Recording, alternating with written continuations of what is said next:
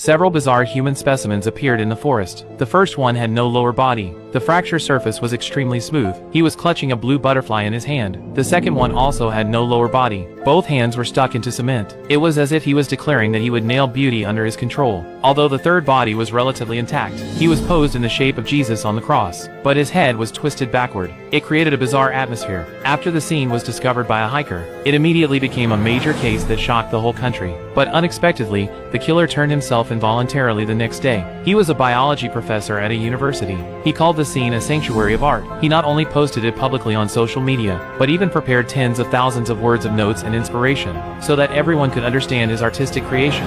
これによれば、あなたは6人の少年を殺害した後に。刑事さん。はい。標本です。殺害ではない。標本にした。 What on earth happened to make him like this? All this started when the man was 6 years old. 44 years ago, John moved to the countryside with his parents. He developed a strong interest in butterflies, but every time he caught butterflies home, they would die soon afterward. In just a few months, the yard was full of butterfly graves. John's father was a painter. He was the first person to propose human specimens, but because he was publicly criticized online after suggesting it at an award ceremony, he had to move to the countryside. Because of this incident, he learned clearly that beauty could only be preserved through painting. When he saw his son was obsessed with butterflies, he thought of teaching him to make specimens. In John's father's eyes, a living butterfly was like a god. Once made into a specimen, it would belong to him forever. Under his father's guidance, John ended the butterfly's life with his own hands. Then he injected antiseptic into it. He cut off the butterfly's body, because his father said the body was the easiest part to rot. Only the beauty of the wings was worth keeping. From that day on, John's interest in butterflies grew stronger and stronger. The seed of twisted art was also buried in his heart, but it was a girl named Annie who made this seed sprout. Annie's mother was seriously ill.